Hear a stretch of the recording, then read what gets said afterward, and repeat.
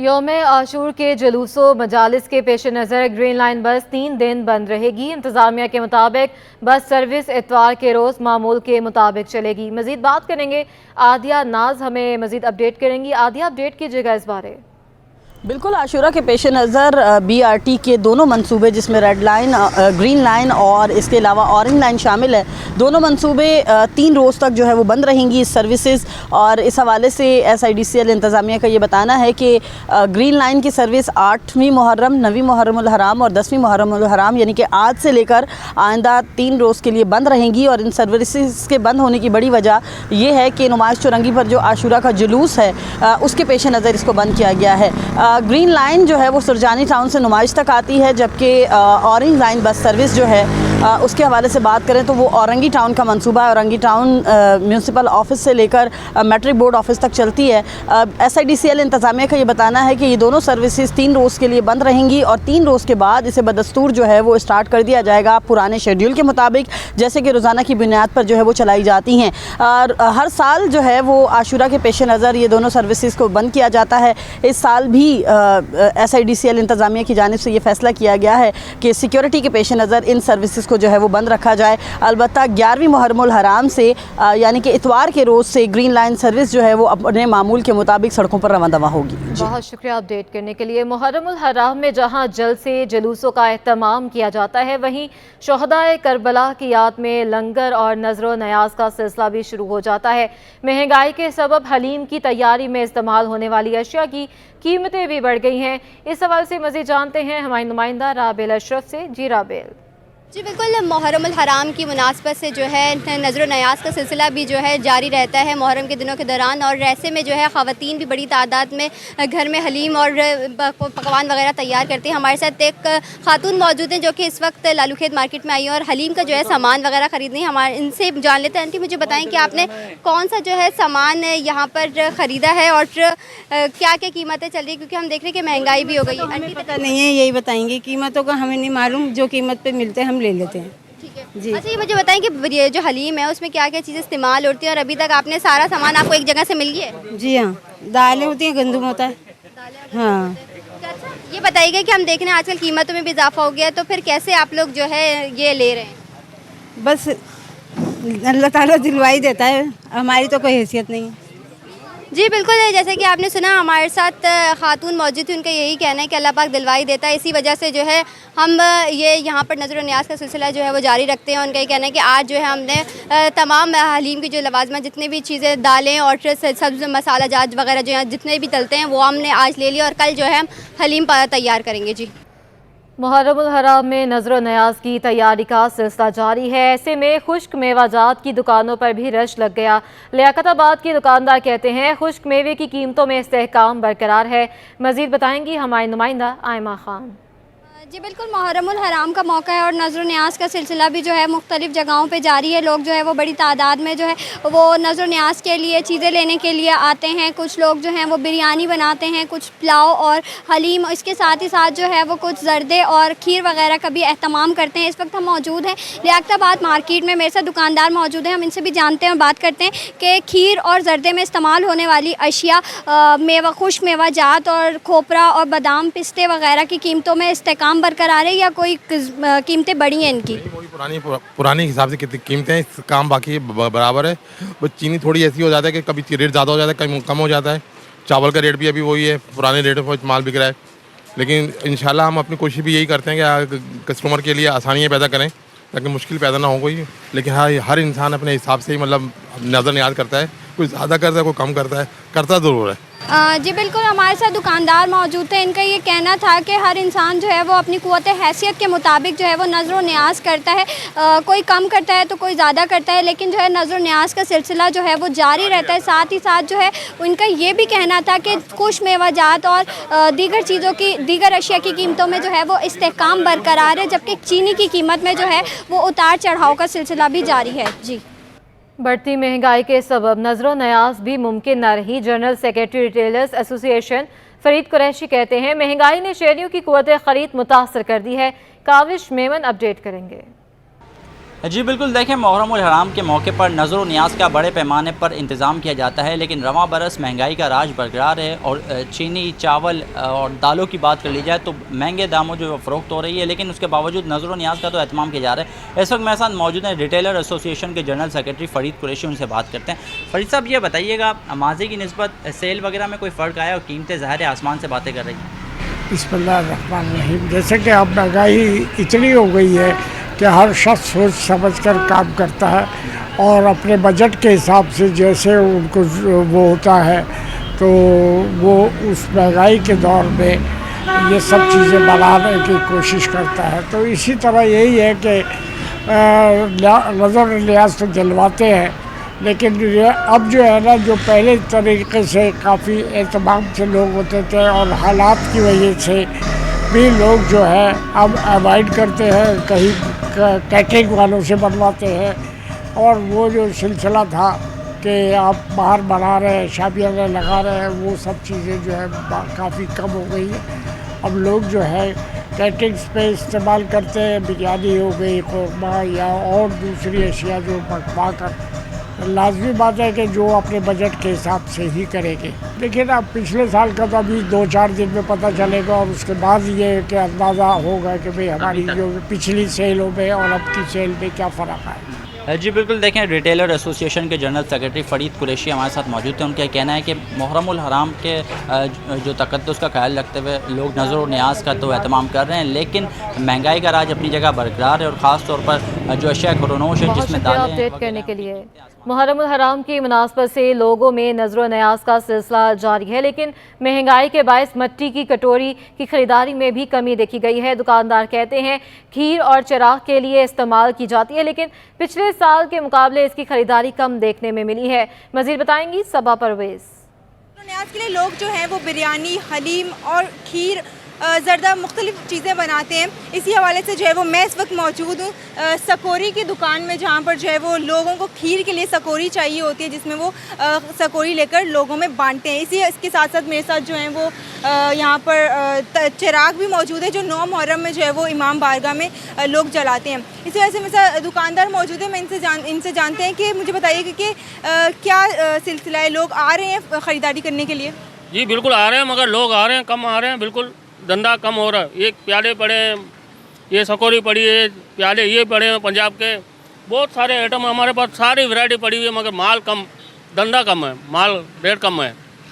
क्या वजूहत हैं, क्यों कम है, लोग क्यों नहीं आ रहे? इसलिए सब लोग बोलते हैं महंगाई महंगाई महंगाई महंगाई, पता नहीं क्या है, ये तो पता नहीं हमें। तो आज का बताइए कि आज की आप दुकान क्यों बंद है आप? आज इसीलिए बंद है, जुलूस आने वाला, बोला 11 बजे का, बोला अभी तक नहीं आया।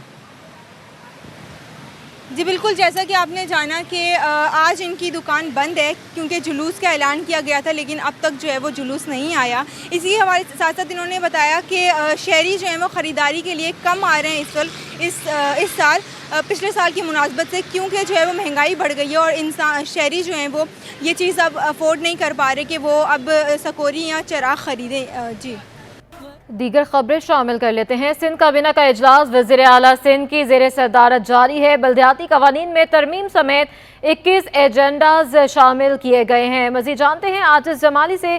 आजिज़, अपडेट कीजिएगा आज के होने वाले इजलास जो कि इस वक्त जारी भी है। जी हाँ, सिंध काबीना का इजलास वज़ीर आला सिंध सैयद मुराद अली शाह की ज़ेर सदारत इस वक्त भी यहाँ पर वज़ीर आला हाउस में जारी है।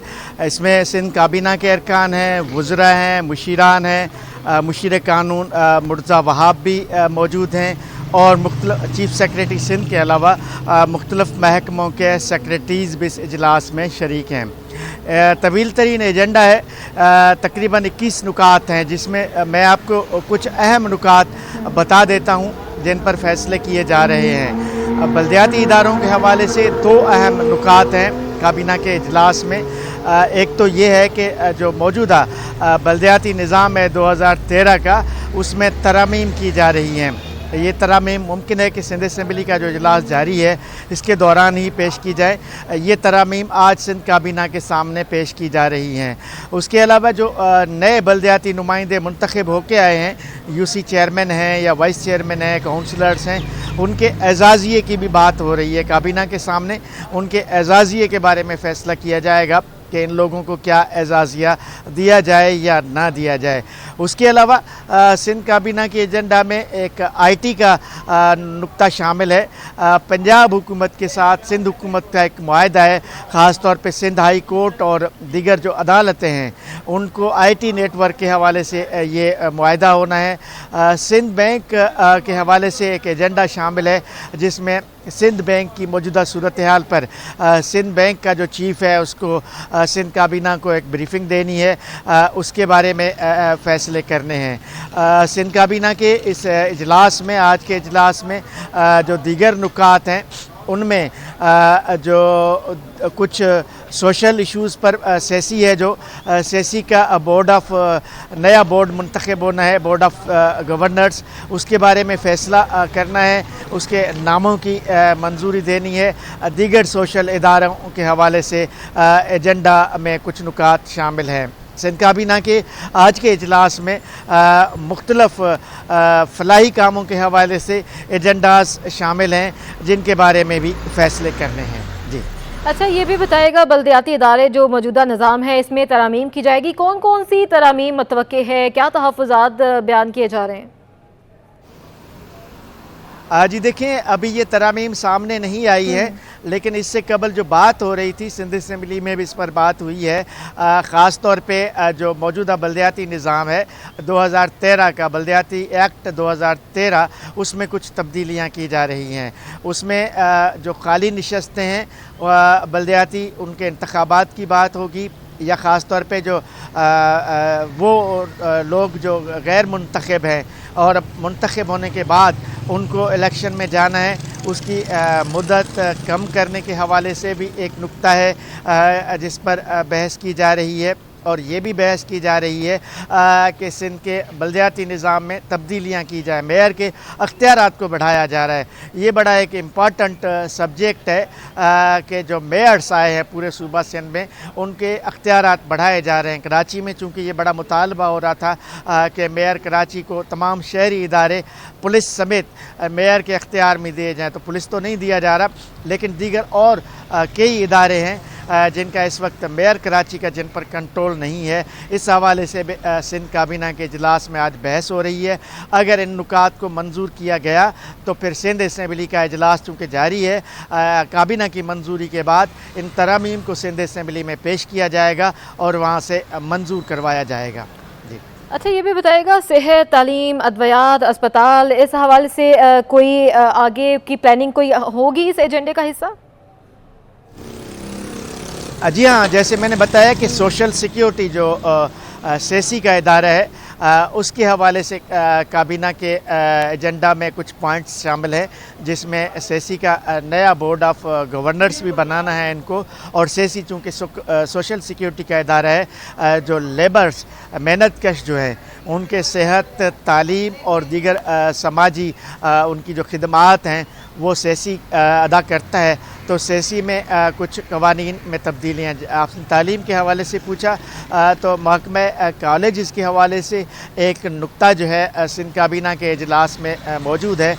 वज़ीर तालीम चूँकि इस इजलास में शरीक हैं, वो बताएंगे सिंध काबीना को कि महकमा कॉलेज की सतह पे जो तब्दीलियाँ की जा रही हैं। दूसरा एक अहम एजेंडा मेडिको लीगल के हवाले से, वो भी सेहत से वाबस्ता है। मेडिको लीगल्स का जो इदारा है सरकारी अस्पतालों में, उसमें तब्दीलियाँ की जा रही हैं, वो भी सिंध काबीना के एजेंडा का हिस्सा है। जी अच्छा, आज हम देखते हैं बिजली, पानी, गैस जो कि बुनियादी मसला है, हर इजलास में इन मसाइल को जो है नुकात का हिस्सा तो बनाया जाता है, लेकिन अमली तौर पर जो है इस पर कोई हमें ख़ास नज़र नहीं आ रहे रिजल्ट। तो इस बार क्या मतवक्के हैं, ज़राए क्या कहते हैं, कोई ऐसा कोई प्लान होगा जिसमें ये मसले हल हो सके? जी देखिए, सिंध काबीना के आज के इजलास में इन मसाइल का कोई एजेंडा तो शामिल नहीं है, लेकिन किसी भी एजेंडे को इजलास में शामिल किया जा सकता है। लेकिन अमन अमान के हवाले से हमारी ज़राए बता रहे हैं कि अमन अमान के हवाले से सिंध काबीना में बात ज़रूर हुई है, एक ब्रीफिंग दी गई है। कुछ रोज़ कबल IG सिंध ने भी वज़ीर आला सिंध को इस हवाले से एक ब्रीफिंग दी थी, ख़ास तौर पे अपर सिंध में जो डाकुओं का मसला है, जो अमन अमान का मसला है, जिस हवाले से हाल ही में एक SSP को भी हटाया गया था, इस मसले पे भी सिंध काबीना में बहस हो रही है। डाकुओं के ख़िलाफ़ एक ऑपरेशन का सिलसिला ऑलरेडी चल रहा है, पहले से ही जारी है सिंध के तकरीबन 6 से 7 अज़ला में।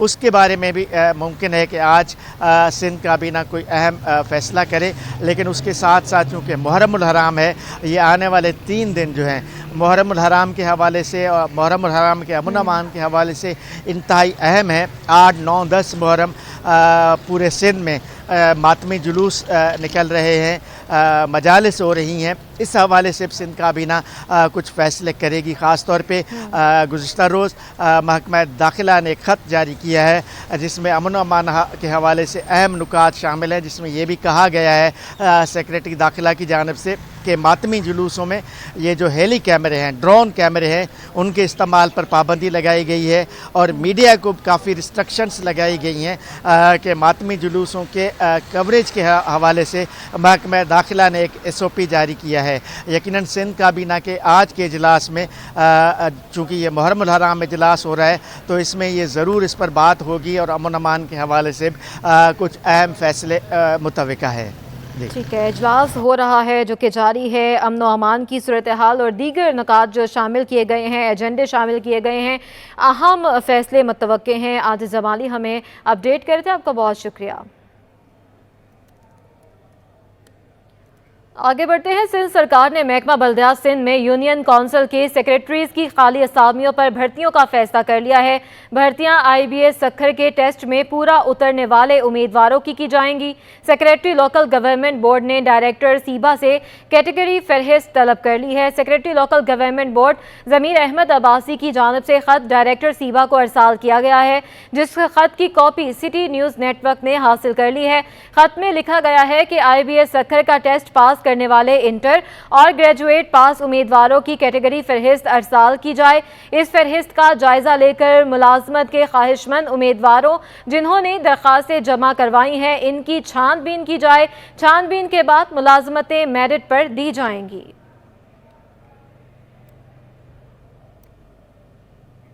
सिंध हुकूमत का वर्ल्ड बैंक के ताउन से अरबों रुपए की लागत से बनाया गया पीपल्स स्क्वायर तजावुजात माफिया के शिकंजे में आ गया है। शहरियों के बैठने की जगहों से कुर्सियां हटाकर झूले लगा दिए गए हैं। रेस्टोरेंट मालिकान ने भी पीपल्स स्क्वायर का 30% हिस्सा जायद हिस्सा जो है वो घेर लिया है। तफसीलात जानेंगे हमारे नुमाइंदे जुनैद जावेद से। जुनैद, अपडेट कीजिएगा।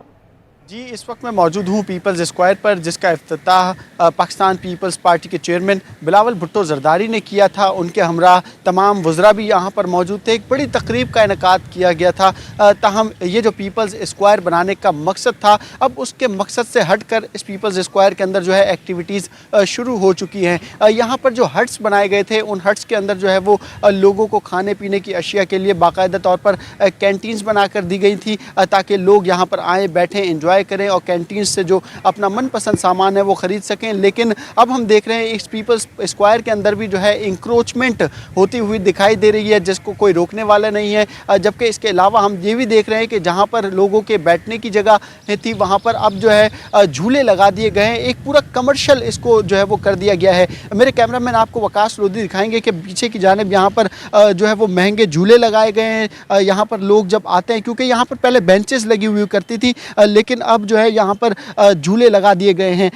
तकरीबन 2 बड़े झूले यहाँ पर लगे हुए दिखाई दे रहे हैं। इसके अलावा रात के औकात में यहाँ पर कार राइडिंग का भी जो है वो इंतज़ाम होता है और इसके अलावा भी जो है जंपिंग एरिया भी जो है यहाँ पर रात को बना हुआ होता है। ये जो आपको पूरा बंद दिखाई दे रहा है ऑरेंज कलर के इस तरपाल से, ये पूरा वो सामान है जो यहाँ पर जो है रात को यहाँ पर जंपिंग एक्टिविटीज़ जो है वो हुआ करती हैं।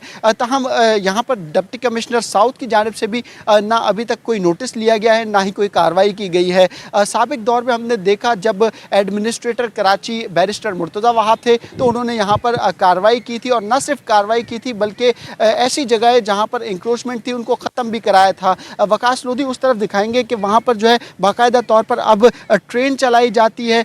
ये जो शेड्स लगे हुए हैं, ये शेड्स भी जो है वो उस वक्त बैरिस्टर मुर्तज़ा वहाब की जानिब से जो है वो गैर कानूनी करार दिए गए थे और यहाँ पर जो जो रेस्टोरेंट था उसको मिसमार किया गया था। तमाम इसके साथ ही ये जो प्ले एरिया आप देख रहे हैं बच्चों का, यहाँ पर भी पहले रेस्टोरेंट हुआ करता था जिसको मिसमार कर दिया गया था, लेकिन अब यहाँ देख रहे हैं कि एक मरतबा फिर कमर्शियल एक्टिविटीज़ जो है वो बढ़ती हुई दिखाई दे रही है। जबकि दूसरी जानिब यहाँ पर जो आने वाले लोग हैं वो भी खासे मुतासिर होते हुए दिखाई देते हैं, क्योंकि यहाँ पर पार्किंग का इंतज़ाम होने के बावजूद जो है वो पार्किंग जो है लोगों को नहीं दी जा रही है। जबकि इसके अलावा बाहर एक अलग पार्किंग माफिया जो है वो काम करता हुआ दिखाई दे रहा है। बल्दिया उज़्मा कराची की जो पार्किंग फ़ीस है उसके हवाले से अगर हम बात करें तो बल्दिया उज़्मा कराची की पार्किंग फ़ीस बाइक की 10 रुपये और कार की 30 रुपये जो है वो रखी गई है। लेकिन यहाँ पर जो बाहर कार पार्क करने की फ़ीस चार्ज की जा रही है और वो 100 रुपये चार्ज की जा रही है, और बाकायदा तौर पर सिंध गवर्नमेंट के लोगों वाली स्लिप्स भी जो है यहाँ पर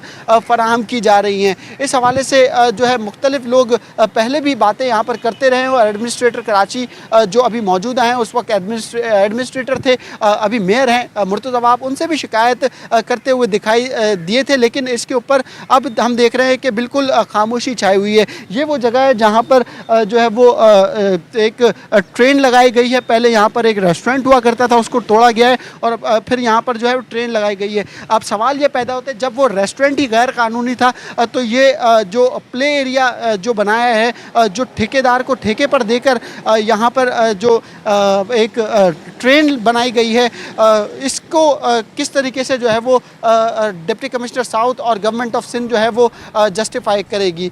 जी।